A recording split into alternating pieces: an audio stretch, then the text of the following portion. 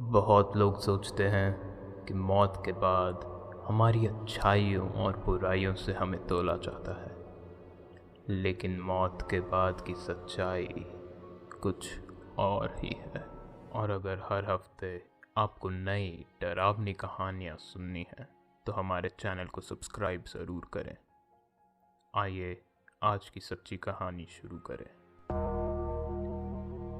मेरा नाम पवन है। मैं और मेरा परिवार गर्मियों की छुट्टियों में मनाली जाने का सोच रहे थे। हम सब वहाँ जाने के लिए बहुत ज़्यादा खुश थे और उत्सुक थे।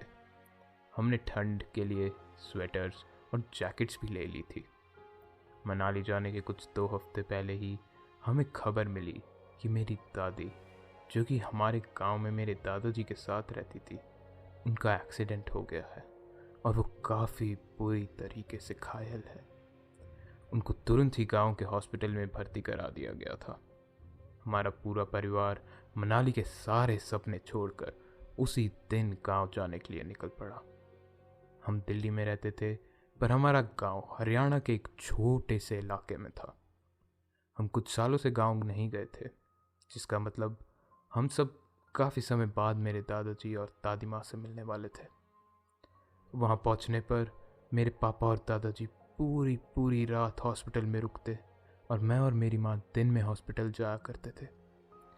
दादी को जिस कमरे में रखा गया था वहाँ पर मुझे जाने से मना किया गया था, क्योंकि मैं सिर्फ 13 साल का था और उनकी पूरे शरीर में काफ़ी ज़्यादा चोट आ रखी थी और मेरे पापा ये नहीं चाहते थे कि मैं उनको इस हालत में देखूं।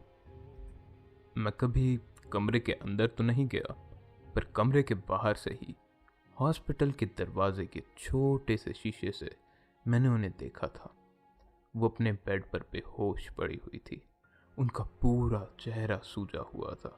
उनके चेहरे का रंग भी पूरा सफ़ेद हो चुका था।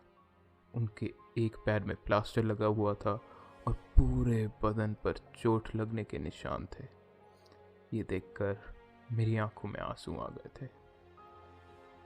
मैं वहीं उनके कमरे के बाहर बैठा था जब मेरे दादाजी कमरे के अंदर से आए। वो काफ़ी दुखी लग रहे थे।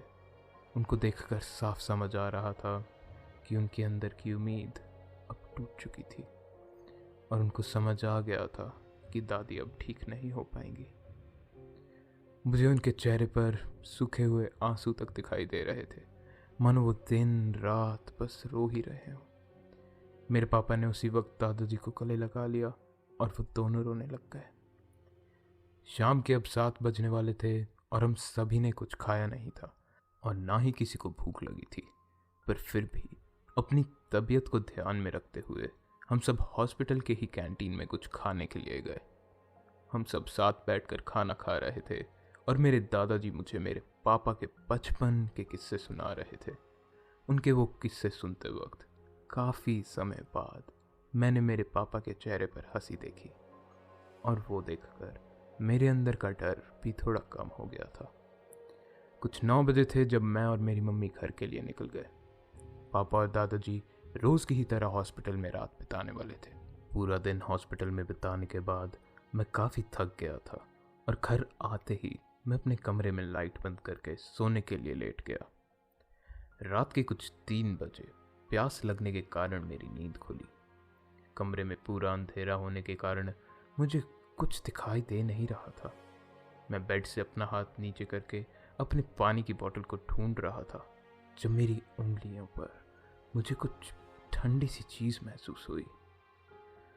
मुझे ज़्यादा समय नहीं लगा ये समझने में कि जो मैं महसूस कर रहा हूँ वो बर्फ से भी ज़्यादा ठंडा किसी का हाथ था। मेरा पूरा शरीर अब जम सा गया था। मुझ में इतनी भी हिम्मत नहीं थी कि मैं अपना हाथ वापसी बेड पर ले आऊं। मेरे पूरे बदन पे मानो अब चींटियां सी रेंग रही थी। कुछ 2 मिनट बाद अपनी पूरी हिम्मत जुटाकर अपने बेड के साइड में लगे लैंप को एक झटके से मैंने खोल दिया।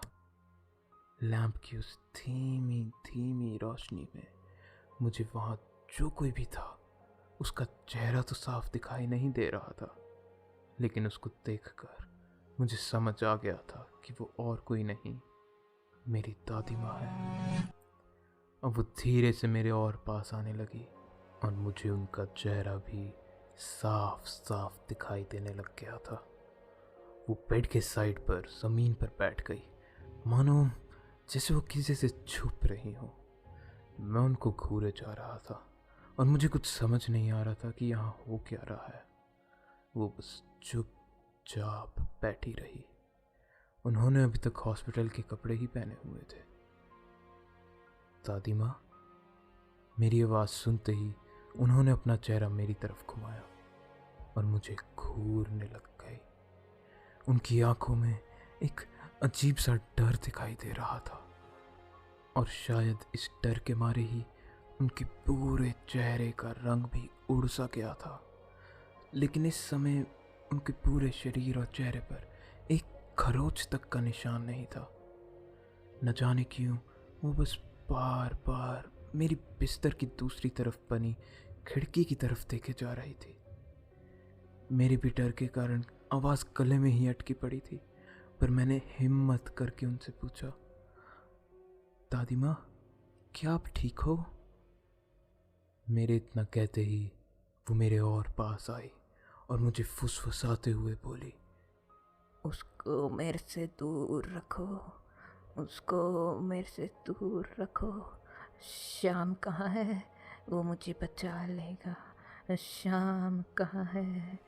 वो मुझे बचा लेगा। श्याम मेरे दादाजी का नाम था। मैंने उनसे पूछा कि किसको दूर रखूं? मुझे कुछ समझ नहीं आ रहा था। मेरी दादी माँ इतनी घबराई हुई थी, उनको किस चीज़ से बचाना है?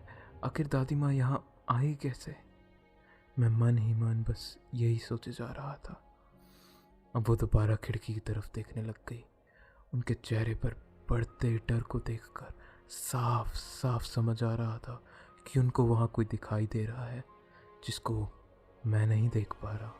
वो एकदम से जोर से डर के मारे चिल्ला पड़ी और भाग के बाथरूम के अंदर चली गई। मैंने अपनी दादी को इतनी तेजी से भागते हुए आज से पहले कभी नहीं देखा था। उनका ऐसे भागना कैसे मुमकिन था, ये मैं आज तक नहीं समझ पाया, क्योंकि उनके घुटनों में दिक्कत थी और भागना तो छोड़ो, उनको तो चलने में तक कभी कभार दिक्कत आ जाती थी। मैं बहुत धीरे से अपने बिस्तर से उठकर अपने बाथरूम की तरफ बढ़ा। मैंने घबराते हुए बाथरूम का दरवाज़ा खोला, लेकिन बाथरूम के अंदर अब कोई नहीं था। मैंने खुद अपनी आंखों से दादी माँ को अंदर जाते हुए देखा था। वो अचानक ऐसे गायब कैसे हो सकती है?